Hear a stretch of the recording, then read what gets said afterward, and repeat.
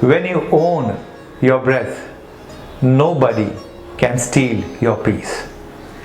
Namaste friends. I am Ritesh and today we will continue with a series of Science of Breathing. Do check the introduction video, the link is above. Abdominal or belly breathing is a natural breathing process of newborn babies and sleeping adults. Let us first talk about the benefits of belly breathing and why it is so important.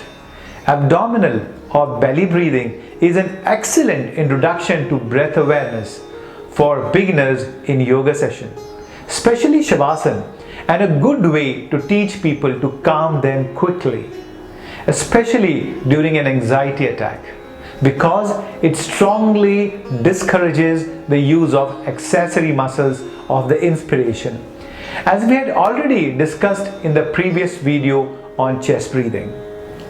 Belly or abdominal breathing massages the abdominal organs, so it activates the digestive system. It often feels more natural and soothing, and it is easier to learn. In this type of breathing, mental state is relaxed.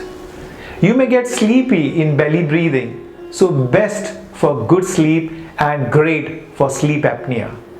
Release of endorphins, that is painkillers in bloodstream. Less effort while breathing. It activates your parasympathetic nervous system, that is the rest and digest response. Enhanced blood circulation to the heart, lungs, liver, spleen, stomach and pancreas. So if you want to have a good sleep, de-stress, or if you have any respiratory disorder, go for belly breathing. It will heal you. Belly breathing is a healer. Lungs are efficiently used. Better gas exchange. More oxygen in the lower lobes of your lungs.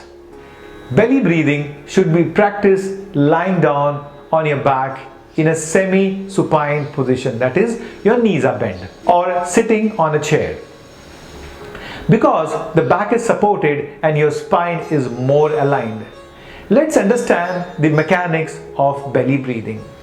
First, to clarify, there is technically no such thing as abdominal breathing or belly breathing. When you breathe in, the rib cage is static. There is no movement in the chest.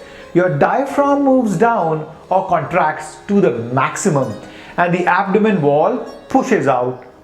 Abdomen wall is relaxed, passive, and that is the reason it is known as belly breathing, because the abdomen expands.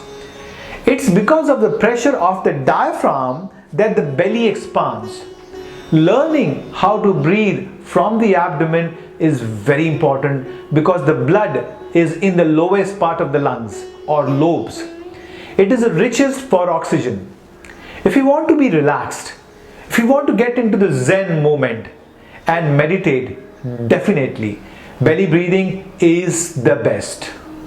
But it's not recommended while standing or moving or while doing the asana or vinyasa flow, as it will lead you to back pain, hip pain and core instability in a longer duration, as it might lead to a lumbar lordosis. Why? Because the core will not stabilize you. There is no intra-abdominal pressure.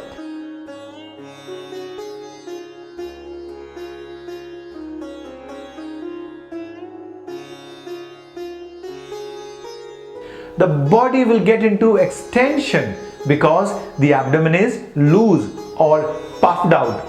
So the curve in the back would increase and the pelvis gets into an anterior tilt. Too much of belly breathing will result in pot belly or a back pain. That's it for the day. Thank you for watching. Now, in the next video, I would be discussing about yogic breathing or diaphragmatic breathing, or why this type of breathing will be more effective when you move, especially while doing the asana or vinyasa flow. See you soon. Take care. Keep smiling. Friends, do comment below your thoughts about this type of breathing. Namaste.